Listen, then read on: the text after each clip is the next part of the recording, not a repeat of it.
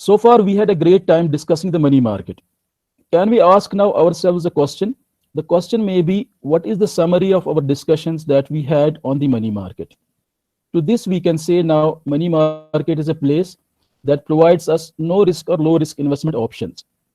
Investing in such instruments at times can, though, yield us very low returns, but anyway, money market is an ideal place for those people that are risk averse or maybe willing to sacrifice higher returns for liquidity, because money market investments are considered to provide good amount of liquidity to those investors that hold such investments. Now, what about these people that would like to earn higher returns?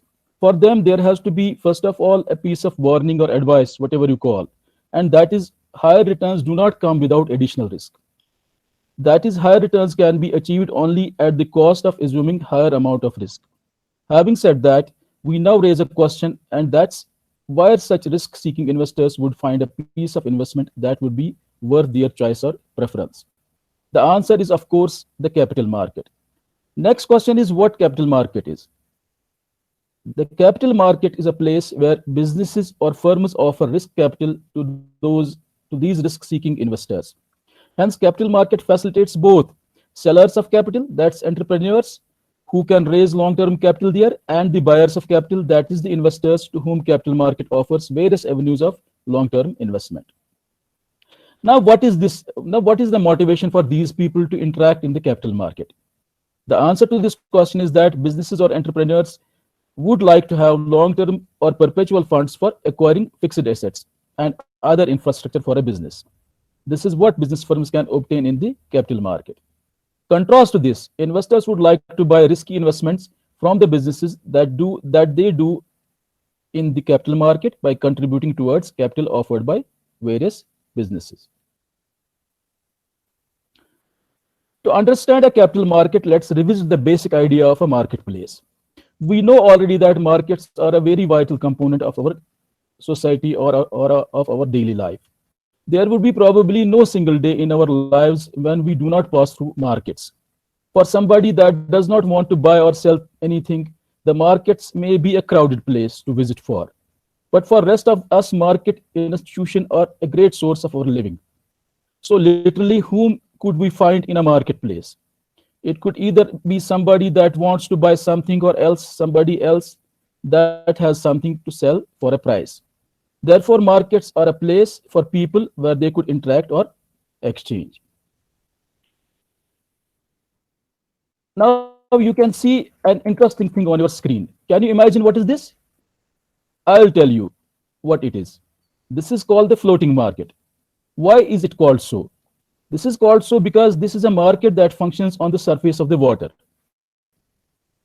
So a market can survive anywhere, even on the moon, provided people are there, right? So markets are basically made up of people. Who are these people? The answer is very simple. These people that make up our markets are mainly, these people that make up our markets mainly include the buyers and the sellers. Today, we live in an era where we shop in markets that function not only at a tangible physical location, but we are also familiar with the markets that exist on the electronic or internet space. In fact, at times we feel more comfortable to transact in online markets. Think of some shopping that you would have done recently on Amazon, eBay, or Flipkart.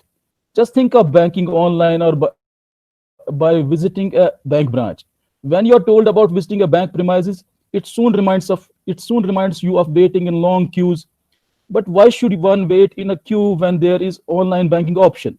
Of course, online banking has brought a lot of ease and simplicity in the manner people conduct or do banking today. The capital market that we talk about today is no exception to this change. The present day capital markets are completely automated and online based. Hence, people, that's mainly buyers and sellers that want to trade in capital market, no longer required to visit such markets. Rather, this market can be reached by them just by being at their respective locations, provided they have adequate connectivity and access to such a marketplace. On your screen, you see image of a typical capital market. This is New York Stock Exchange.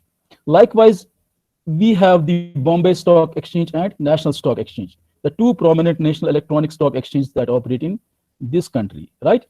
Now, you may like to know what a stock exchange is. In simple sense, I would tell you the stock exchange is an electronic interface to which a potential buyer would like to connect for buying stocks from a potential seller that would have also opted to connect for finding some buyer willing to buy his stocks that he offered for sale.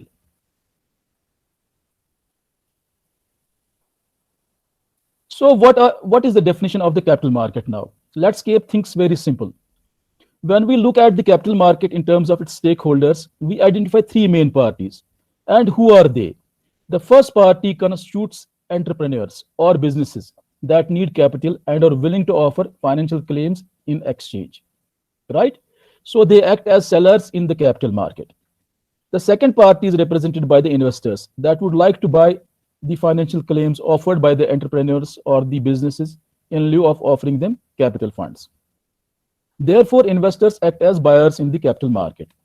To work out this exchange of capital funds for investment claims, the two parties, that's the buyer and the seller, needs a third party as an intermediary who works for a fee to arrange and finalize the deal between the two. One of the best examples of intermediary in the given case could be the stock exchange institution itself, because stock exchange is the place wherein we can do transactions of either sale or purchase in financial assets in the capital market. These are the sellers. In this slide, you can see some people. These are the sellers in the capital market. Now, who are they? These are the people who would need capital to do business. I'm sure that you would be knowing every one of these people, isn't it? There are some very prominent businessmen. If you don't know some of them, then let me tell you that these are the top businessmen of this country who own some of the reputed business firms. Let's begin from the top left. Can you spot the man that's there? He is called Mukesh Ambani, and he is the owner of the giant telecom firm in India known as Jio Telecommunications. Most of us use this service. Most of us use this service for mobile phone and internet facility. Next to him is Azim Premji, the owner of Wipro Information Technology Company. Then we have N.R. Narayan Murthy, the co-founder of Infosys. You might not be knowing that Infosys is the company that provides software solution to most of the banking firms in India, right? So almost every banking firm in India depends on software solutions on this particular firm, right? Then on the extreme top right side, you can see Uday Kotak. He is MD of one of the largest private sector banks in India called Kotak Mahindra Bank. On extreme left side of the panel, can you figure out who is this person? You might not be knowing probably, right? But all of you must be familiar with the name Go Air. Go Air is a private airline carrier that operates in India. Do you know who owns this company? I hope you don't know. Let me tell you, he is the person who is called Nusli Wadia. He is the owner of Go Air company, right? Interestingly, he is the grandson of Muhammad Ali Jinnah, the founder of our neighboring country, Pakistan, right? Then next to Nusli Wadia, you can see Kiran Mazumdar Shah. She is the chairperson of a large pharmaceutical company in India known as Biocon. Then we have Ratan Tata and Bill Gates, who don't need any introduction, right?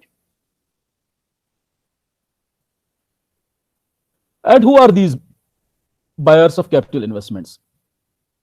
Okay, if you look at this slide, you can figure out some people there. They are some very rich people. Can you identify them? Maybe some of these you do not know, but two of these that are on the extreme left and right side, right top panel are very well known. I'm basically hinting towards two famous personalities, that's Amitabh Bachchan and Warren Buffett, right? Then there are some more prominent personalities like Rakesh Junjunwala, M. Yusuf Ali, etc. Then we include ordinary people that, like you and me, called retail investors. Together, all these are the people who would offer capital to the businesses that are in need of it. Literally, we call all these people as investors, right?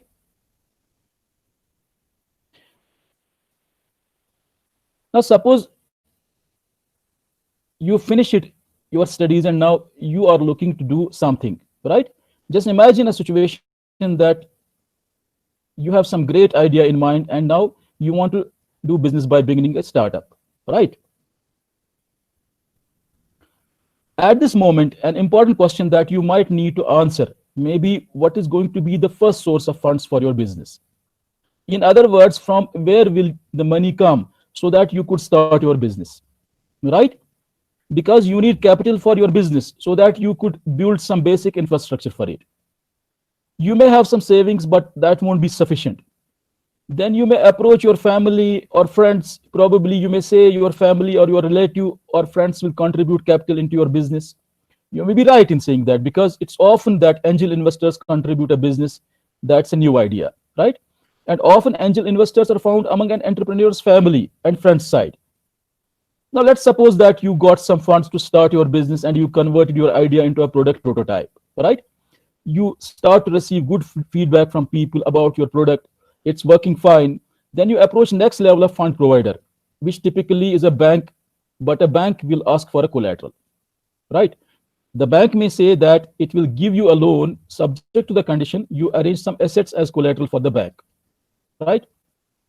Somehow you may arrange a collateral. For example, you may convince your father to make him agree for giving your family house as a collateral to the bank.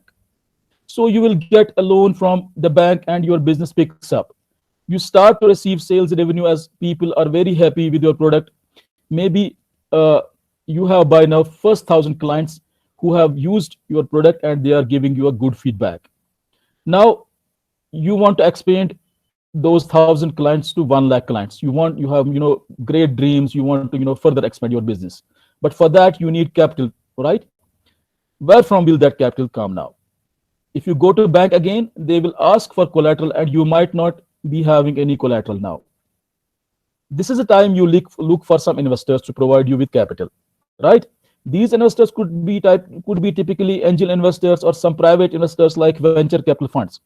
Now you might convince some venture capitalist and present your business idea saying that you already have 1,000 people using your product and now you want to expand to 1 lakh people. So you get a venture capitalist.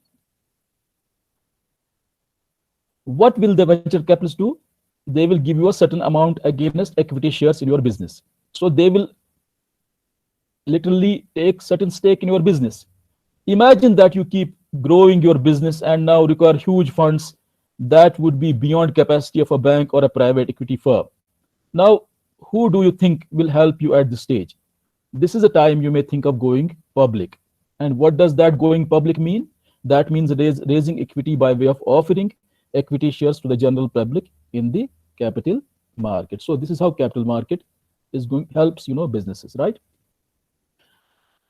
Now these are the two broad categories of financial instruments that uh, buyers and sellers exchange in the capital market for long-term funds. On left side of your screen, there's a list of financial instruments that can be used by the corporations for raising long-term capital. In contrast, on the left side, you will find other type of instruments that are not meant to help corporations to raise capital. Rather, the basic purpose of these instruments is to augment liquidity in the capital market. For example, equity, bond, global depository receipts that we discussed in our previous lectures can be issued by businesses or corporations in the first case to potential investors, right? This is how it leads to capital formation for offering companies, for those companies that offer such financial instruments.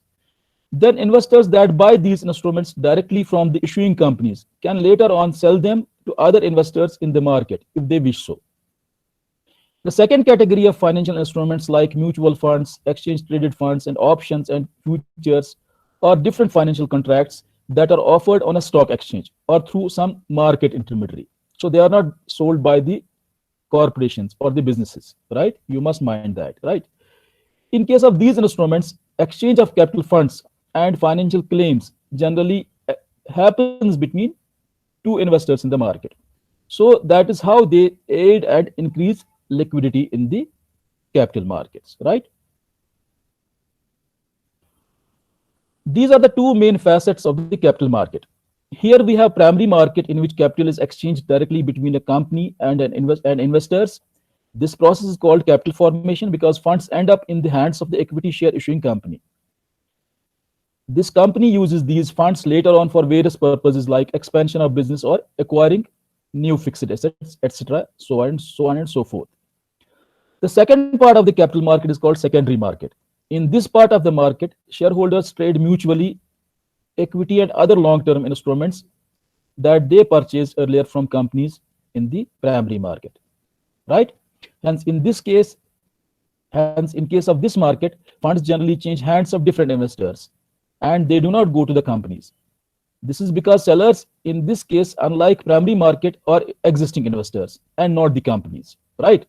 Hence, this process ends up in creating more liquidity in the capital markets as against capital formation. Now, let's examine the structure of the two segments of the capital market. First, we look at the primary market, right? Who are the main stakeholders here? Okay, the private sector and the public sector firms are the main sellers or issuers, and insurance companies, provident funds, mutual funds, retail investors, and foreign institutional investors are the main buyers or the investors. In between these two key stakeholders, we can note a set of market intermediaries whose role is to facilitate transactions between the issuers and the investors. In the coming days, we shall learn specific role of these intermediaries in the capital market in more detail, right? Then we have structure of the secondary market. Here we no more notes companies as sole sellers or issuers, right? We can clearly find that on both the sides,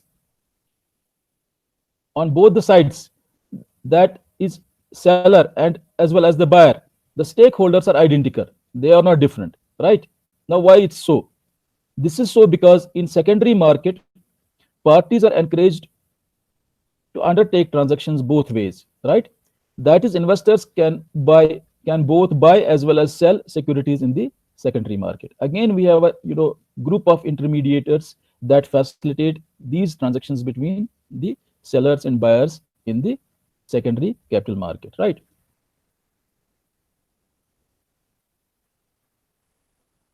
Now let's look at the functions that are performed by the capital market. Okay, we one by one examine the functions performed by, first of all, primary capital market, and then the secondary capital market, and then finally, if we summarize the overall functions, the functions performed by the capital market as a whole, right? Now, first of all, look at the functions that are performed by the primary capital market, primary segment of the capital market. The primary market performs these three pivotal roles in the capital market. This market follows auction mechanism for price discovery. It allows parties to bid for and offer financial securities for a certain price. This process eventually leads to discovery of a price on which two parties can contract for a financial security.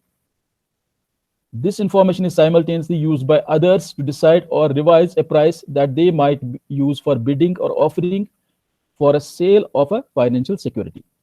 So essentially, it gives rise to a mechanism in the capital market that offers two-way quotes for various financial securities. This in turn facilitates various parties to trade easily in the capital market. The other functions that the other functions that primary market performs is it provides an exclusive place to companies to offer fresh securities to the investors who are interested to buy NEV securities directly from the issuing companies. When companies interact directly with investors, this is what leads to capital generation for the companies, right? Now let's look at the functions that are performed by the secondary market. These are the list of functions that are performed by the secondary market segment of the capital market. Though they are self-explanatory, yet some of these require a bit clarification for you, right? For example, secondary market aids economic growth by providing investors with uninterrupted investment, disinvestment, and reinvestment opportunities. So investors can both enter and exit continuously by buying and selling, securities in the capital market. This facility is arranged and provided to the investors by the secondary segment of the capital market, right? The secondary capital market also facilitates various parties with security-specific information that can be used to value securities in the market. Let's understand how capital market performs valuation function with the help of a very simple example, right? Imagine that we want to buy a cow. Before buying a certain cow, we really need to assess how much that cow may be worth, or we should pay for it, right? This may look odd, but it's really worth to know how to do valuations, right? By the way, do you know that cow dung is sold in the market? If you don't know, then go to Amazon site. You will find cow dung being offered as a product, and you can also know its price there, right? So let's work on our example of how to value a cow, right? Essentially we shall know fair worth of the cow. Now, how do we do that? I'm asking you a question. We do this by finding two main things, and what are those things? Right? So we do this by finding two main things about the cow, and what are those two important things? First, we would like to know how much milk does cow yield on daily basis, right? And second thing to know is that if we sell the cow after it ceases to yield us milk, how much it would fetch us. That is, what would be the terminal value of the cow. Now, same logic applies to the financial assets, because financial assets represent a bunch of future cash flows for us. Hence, we work out value of financial assets by discounting their future cash flows in the market, right? This is how market helps us to value different financial securities or assets, right? Sometimes secondary market makes people to feel very rich while they might have invested their money there. Such a function is called wealth creation function. Now, what is this wealth creation function?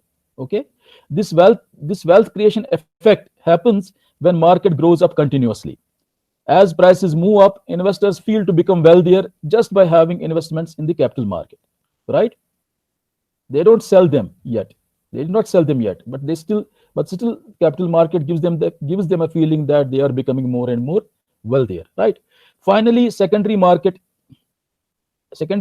enable shifting of risk from one individual to other individuals by continuously offering trade facilities in risky assets and other contracts that can be helpful in hedging risk. So that was about the set of functions performed by the secondary capital market, right?